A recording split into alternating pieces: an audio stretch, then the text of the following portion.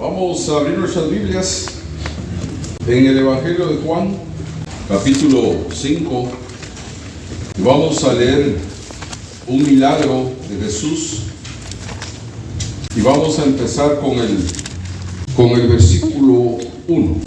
Después de estas cosas, era un día de fiesta de los judíos, y subió Jesús a Jerusalén.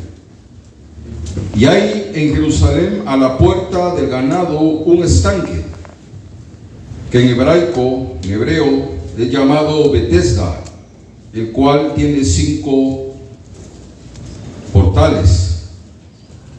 En esto yacía multitud de enfermos, ciegos, cojos, secos, que estaban esperando el movimiento del agua.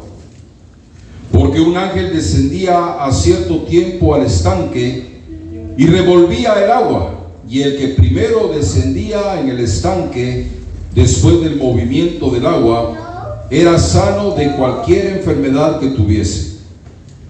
Y estaba allí un hombre que había 38 años que estaba enfermo. Y como Jesús vio a este echado y entendió que ya había mucho tiempo, dícele: ¿quieres ser sano? Señor, le respondió el enfermo, no tengo hombre que me meta en el estanque cuando el agua fuere revuelta, porque entre tanto que yo vengo, otro antes de mí ha descendido. Dícele Jesús: levántate, toma tu lecho y anda. Y luego aquel hombre fue sano y tomó su lecho e íbase. Y era sábado aquel día. Ahí nada más. La Biblia, bueno, estos versículos que leímos no dice que era un paralítico, pero los que tienen versión antigua van a ver que hasta arriba en el título ahí sí dice que era paralítico. Y aquí pues también en lo que hemos leído,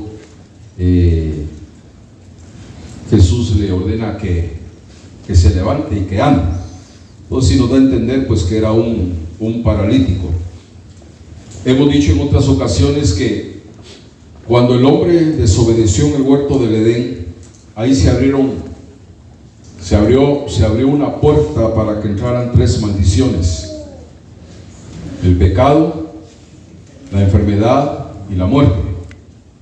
O sea que la enfermedad es el producto de una desobediencia y de una maldición. El pecado trajo enfermedad a la raza humana, pero no solamente enfermedad física, sino que también enfermedad espiritual. Cuando un cristiano no sirve a Dios, cuando un cristiano no está en comunión con Dios, es una persona que está enferma espiritualmente. Y el problema principal que podemos ver en este último tiempo, hermanos, es que el gran problema de las personas es espiritual. Y las personas, hermanos, no se preocupan en resolver su problema espiritual, porque solamente piensan en lo físico, solamente piensan en lo material, y muchas veces llegamos a creer que lo físico y lo material es lo más importante de la vida, y hacemos a un lado pues el área espiritual, que en realidad esa es la más importante. Mientras nosotros estemos en esta tierra, existe una realidad, y esa realidad es que nosotros siempre vamos a tener necesidades de una cosa o de otra, de una forma o de otra, pero siempre van a haber necesidades, hermanos, en nosotros. Y muchas veces van a haber necesidades y problemas en nuestra área física. Y hay personas, ¿verdad?, que están enfermas y tienen mucho dinero, pero están enfermas. Hay otros que están sanos y no tienen dinero. Hay otros que, eso están peor, que están enfermos y no tienen dinero, ¿verdad? Pero yo les puedo decir en esta tarde que la única forma en que nosotros podemos vivir bien es con Jesús. No hay otra forma. La única forma en que nosotros podemos vivir bien es con Jesús. Y para vivir bien, hermanos, no necesariamente es no tener problemas. Vivir bien con Jesús es tener la capacidad, hermanos, de poder sobrellevar los problemas. La Biblia nos habla de este hombre, de este personaje, hermanos, que tenía un grave problema. Era paralítico, no podía andar, ¿verdad? No podía caminar. Y por muchos años, dice la palabra, que había estado con este impedimento en su cuerpo físico. No dice la Biblia cuántos años tenía. No dice la Biblia si ya era mayor de edad. Bueno, pues ya tenía 38 años de estar en esa situación. Pero no sabemos la edad que este hombre tenía.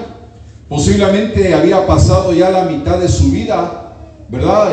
Con esta enfermedad, con la parálisis. O posiblemente tuvo algún problema en su niñez, un problema en el parto, en su nacimiento, ¿verdad? Y que lo condenó pues a una parálisis de por vida. No lo sabemos, pero lo cierto es que dice la Biblia que ya tenía 38 años de estar en esta situación. La palabra Betesda significa casa de misericordia. Eso significa Betesda. Y dice la palabra en lo que leímos, que la gente enferma tenía la esperanza que en este lugar iban a recibir su sanidad. Solo que tenían que esperar, porque dice la palabra que a cierto tiempo, ¿verdad? De vez en cuando, no dice qué tiempo pasaba para que el ángel descendiera y moviera el agua, para que el primero que cayera, ¿verdad? Después de que el agua era movida, revuelta, recibiera su sanidad. Pero no dice la Biblia cada cuánto de tiempo el ángel descendía pues a mover el agua. No creo que haya sido pues un ángel así que se le podía ver así pues físicamente, ¿verdad? Tal vez era como dice la Biblia, que son espíritus enviados. Tal vez no se miraba, pero cuando ellos miraban que el agua empezaba a revolverse, el primero que caía en el agua, ese dice la palabra que sanaba. Pero era una situación bastante complicada, porque, hermanos, me imagino que estas personas que estaban alrededor del estanque, que no eran 5, que no eran 10, dice ahí la Biblia que era una multitud de enfermos. Habían cojos, habían leprosos, habían ciegos, habían sordos, habían mudos, y todos querían recibir sanidad. Pero solamente uno era el que recibía ese beneficio. Pero yo pienso, hermanos, porque uno a veces se imagina en su mente, esto yo creo que producía en estos enfermos una tensión, una angustia, una ansiedad, ¿verdad? Porque estaban pendientes de que el agua se moviera. Y cualquier movimiento del agua, me imagino que el montón, los que estaban en la orilla, eran los primeros que se tiraban. Había muchos que estaban ya fuera de la orilla. Eso se les era un poco imposible tirarse al agua cuando el agua, pues el ángel venía y movía el agua. Me imagino que de repente tal vez caía por ahí una piedra que hacía ondas en el agua y acá se tiraban, ¿verdad? O posiblemente pasaba una carreta con caballos y la vibración, hermano, de las carretas hacía que el agua se moviera y acá se tiraban. Y pues no era el ángel. Me imagino que salían de aquel lugar, hermanos, decepcionados, y tal vez algunos hasta enojados, ¿verdad? Porque se habían tirado por gusto. Pero algo especial iba a suceder ese día, o algo especial sucedió, hermanos, ese día. El paralítico tuvo un encuentro con Jesús. Bendito sea su santo nombre. Y me alegra esto, ¿sabe por qué? Porque no fue el único encuentro que alguien tuvo con Jesús. Hermanos, así Jesús se encontró un día con Mateo, ¿verdad? El publicano. Tuvo un encuentro con Zaqueo. Jesús tuvo encuentro con el endemoniado gadareno. Jesús tuvo encuentro con la mujer samaritana. Jesús tuvo encuentro con aquella mujer adúltera que la querían apedrear. Jesús tuvo un encuentro con Saulo de Tarso. Y Jesús también tuvo un encuentro con muchos de los que estamos aquí. Pero aquel día, hermanos, algo especial iba a suceder. Y dice la palabra que aquel hombre le responde, hermanos, a Jesús. Le dice: no tengo hombre que me ayude a tirarme al agua cuando el ángel viene a agitar el agua. Y entre tanto que yo voy, dice, otro desciende antes que yo. Pero yo puse mi mis ojos en las palabras de este hombre. Dice: no tengo a nadie, no tengo quien me ayude, no tengo hombre que me lleve a la orilla y que yo esté listo ahí para cuando el ángel mueva el agua. Y yo pensaba, hermanos, al leer esto, cómo este hombre, hermanos, vivía solo. Yo pensaba, si tenía esposa, ¿será que tal vez por su parálisis nunca se había casado? No tenía hijos.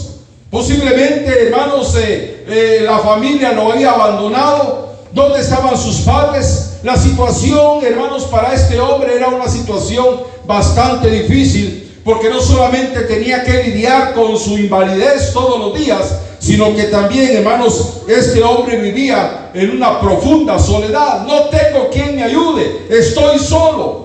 No tengo hombre que me ayude a tirarme al agua cuando el ángel viene y mueve y agita el agua. Este hombre vivía completamente solo. Era una situación bastante difícil. Yo me preguntaba, este hombre ¿qué comía? No podía ganarse la vida, no podía moverse. Pero ¿qué fue lo que hizo que Jesús, hermanos, se fijara en este hombre y no en los cientos de enfermos que estaban alrededor del estanque de Betesda? ¿Por qué fue que Jesús puso los ojos, hermanos, en este hombre? ¿Qué hizo este hombre para que Jesús se fijara en él? Este hombre no podía moverse de este lugar. Hermanos, estaba ahí para entrar en el agua, pero no podía ni siquiera llegar a la orilla. Entonces, ¿cómo hizo, hermanos, este hombre para llegar desde su casa al estanque de Betesda? No sé a qué distancia estaba su casa, pero me imagino que su casa estaba a cuadras de distancia, o posiblemente su casa estaba fuera de la ciudad. Pero cómo este hombre, siendo inválido y no teniendo ayuda, no teniendo una familia, cómo este hombre pudo llegar, hermanos, hasta el estanque de Betesda para poder, hermanos, recibir una sanidad. ¿Qué fue, hermanos, lo que Jesús vio? Bueno, Jesús sabe todo. Él es el profeta. No es un profeta, Él es el profeta. Y me imagino que Jesús, hermanos, en cuestión de segundos vio el pasado de este hombre y vio, hermanos, el esfuerzo que había hecho este hombre para poder llegar al estanque. Posiblemente se tardó días en llegar al estanque, pero todo lo que Jesús vio en este hombre lo hizo, hermanos, que Jesús se moviera a misericordia. Y dice la palabra, cuando Jesús lo vio ahí echado, acostado, y supo que llevaba ya mucho tiempo en aquel lugar, le hace una pregunta: ¿quieres ser sano? ¿Quieres ser sano? Lo mira y le dice: ¿quieres ser sano? Y cualquiera que hubiera escuchado aquella pregunta hubiera dicho: pero esa es una pregunta ilógica. Si este hombre está aquí es porque quiere ser sano. Si este hombre ha llegado hasta aquí con mucho esfuerzo es porque quiere recibir su sanidad. ¿Quiere ser sano? Yo me preguntaba, así como se esforzó este hombre para llegar a la casa de misericordia, para llegar, hermanos, a ese lugar, a recibir de parte de Dios.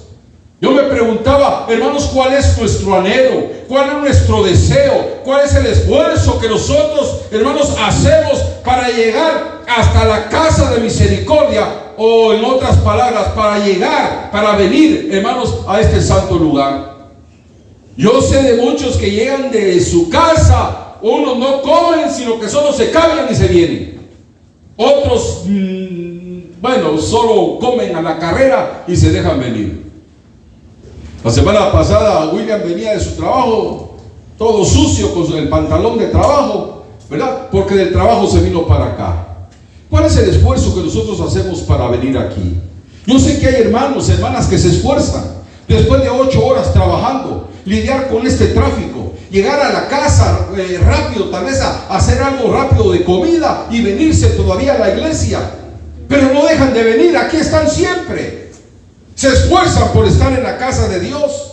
Pero también, hermanos, hay muchos que tienen muchas excusas para no venir y ponen sus excusas para no estar aquí en la casa de Dios. ¿Y saben cuál es el problema? El problema está que muchas veces, o la mayoría de veces, nosotros como cristianos, hermanos, no nos preocupamos en resolver el problema de nuestra vida espiritual. Hemos hecho a un lado la vida espiritual, la hemos dejado aparte. No nos hemos esforzado en mantener una comunión, una relación, una intimidad con Dios. Porque pensamos más en lo físico, pensamos más en lo material y creemos que eso es muy importante. Jesús le pregunta, ¿quieres ser sano? ¿Quieres ser sano? ¿Qué pregunta tan ilógica? ¿Quieres ser sano? Ahora Jesús sabía que este hombre quería ser sano. Pero la pregunta sale, hermano, porque Jesús quería saber qué tan dispuesto estaba este hombre a hacer y qué tan dispuesto estaba este hombre a obedecer. Dos cosas muy importantes. Algo tenía que hacer él para poder recibir el milagro. Hay gente que quisiera tener mucho dinero, pero no quiere trabajar. Hay gente que toda la vida ha sido delgada y quisieran engordar un poco, pero no quieren comer.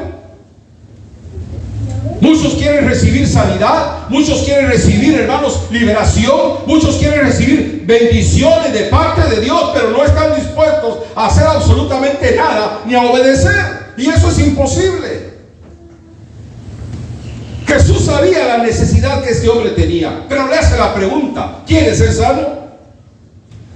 Este hombre no se dejó vencer por sus limitaciones, a pesar de que era una multitud la que estaba en aquel lugar. Una multitud, eran cientos de enfermos que querían recibir su sanidad. Aquel hombre que no se podía mover, aquel hombre que no podía caminar, humanamente, hermano, no tenía ninguna posibilidad de poder llegar a la orilla del estanque. No iba a poder llegar, humanamente hablando, era imposible.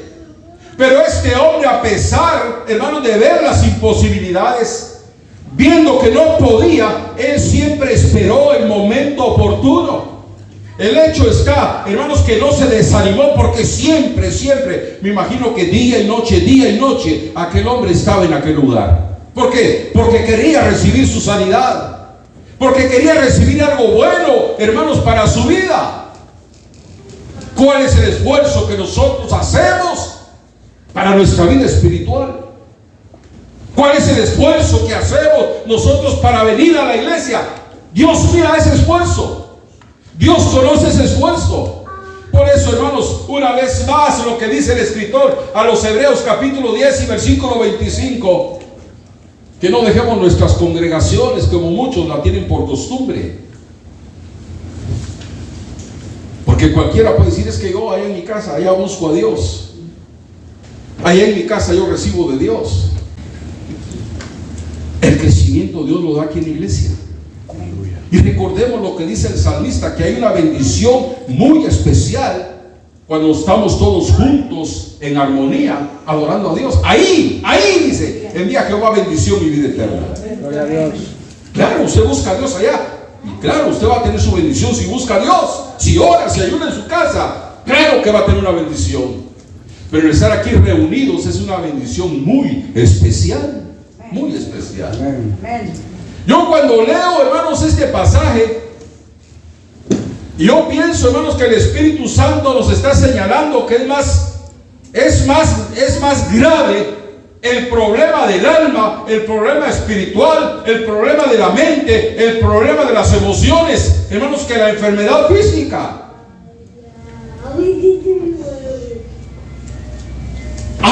Tenemos necesidad muchos, hermanos, de renovar nuestra vida espiritual. Y es que, hermanos, es interesante ver cómo estamos llenos de actividades. Por ejemplo, en la mañana muchos se levantan, se visten o se bañan, se visten, desayunan. Unos agarran para la escuela, otros agarran para sus trabajos. Están allá 8 horas haciendo lo que tienen que hacer, estudiando, trabajando, de regreso otra vez, ¿verdad?, a luchar y a tener paciencia con ese tráfico. Los que vienen de la escuela, los que regresan de la escuela a hacer sus tareas, los que vienen de su trabajo, ¿verdad?, a cocinar, unos a cocinar o a terminar cosas que quedaron pendientes, y no nos damos cuenta que esta vida nos está absorbiendo demasiado, que estamos viviendo una vida demasiado agitada. que le estamos dando mucho tiempo a las cosas materiales y constantemente tenemos necesidades que toman el lugar, hermanos, de las prioridades.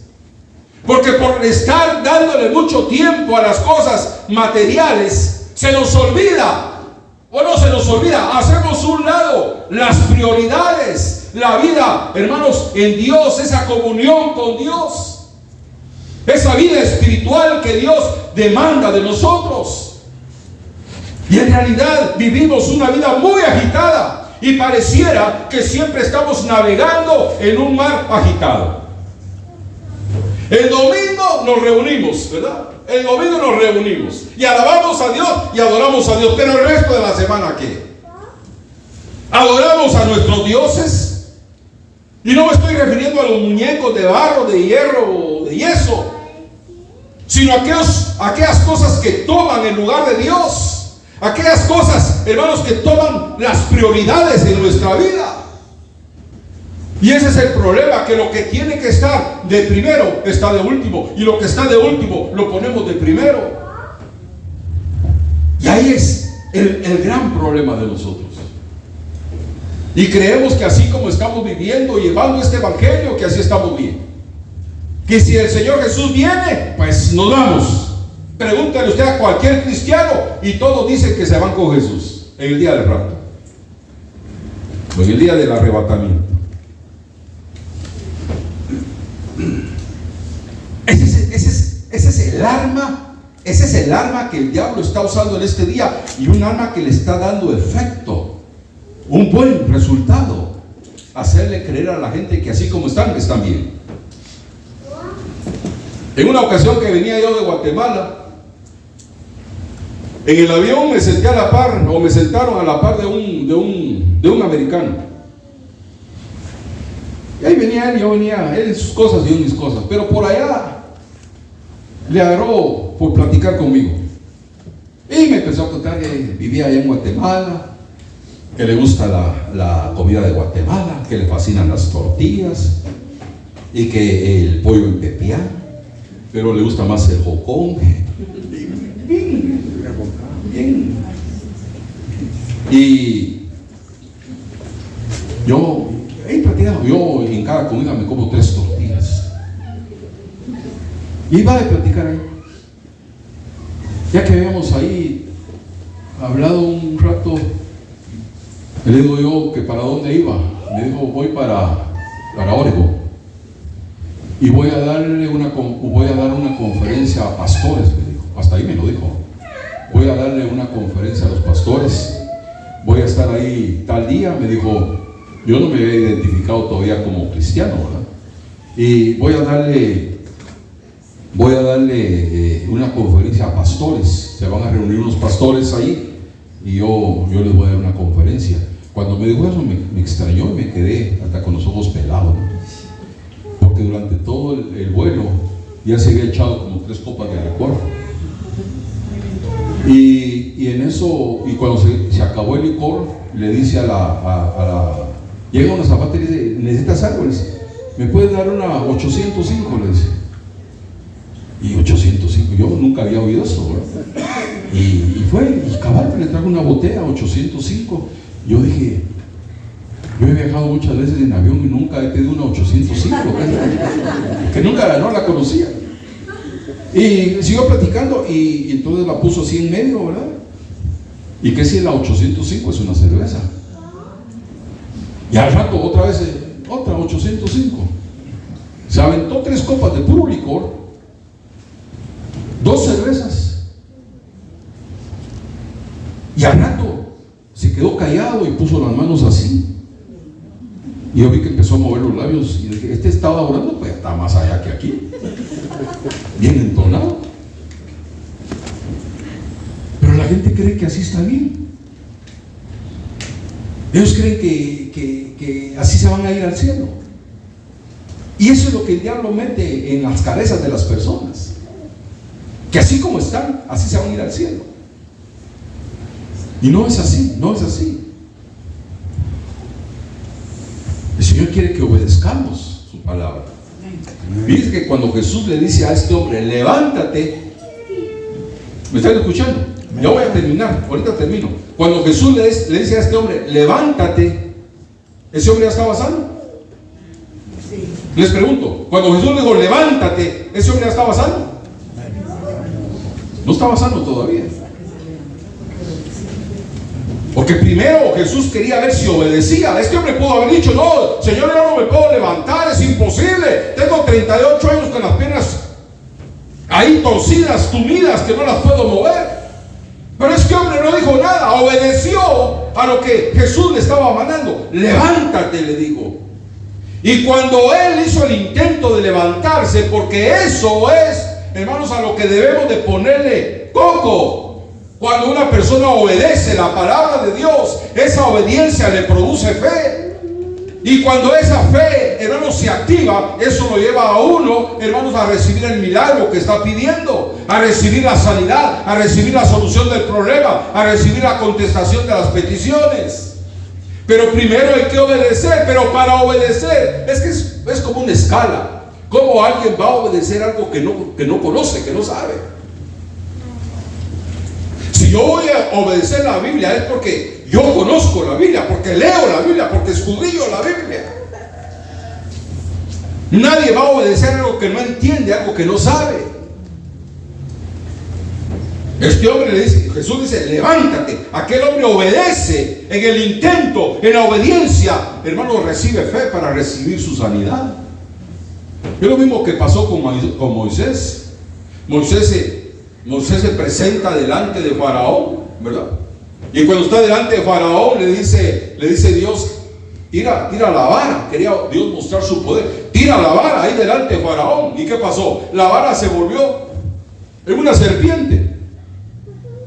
En una serpiente. Y todos ahí maravillados. Como la vara, aquel palo seco, sin vida, se convierte en una serpiente. Le dice Dios, bueno, ahora agárrala por la cola. Aquel hombre había estado 40 años en el desierto, viviendo 40 años en un proceso. Y me imagino que en esos 40 años se ha de haber topado en infinidad de veces con serpientes. Y aquel hombre sabía perfectamente que una serpiente no se puede agarrar por la cola. Si la agarra por la cola, ¿qué pasa? Se voltea la serpiente y ¿qué? Y lo pica uno. ¿Pica o muere? Muere. Sí. El que rompe su vallado le morderá la serpiente, dice la Biblia. La serpiente muerde. Es que hay unos que dicen que la serpiente pica. No pica, muerde. Entonces, aquel hombre sabía perfectamente que al agarrar la serpiente por la cola, esa serpiente se podía voltear y morderlo. Pero cuando aquel hombre obedece lo que Dios le está diciendo, que agarre la serpiente por la cola, aquel hombre no dudó, obedeció. Y cuando obedece, eso le dio fe para que el milagro se llevara a cabo. Y dice la palabra de Dios, y al instante aquel hombre fue sanado, tomó su lecho y anduvo, dice la Biblia. El paralítico no conocía a Jesús, no sabía quién era Jesús. Mire, a pesar de que no lo conocía, le obedeció. Nunca hemos visto a Jesús nosotros físicamente, ¿verdad? Pero le creemos.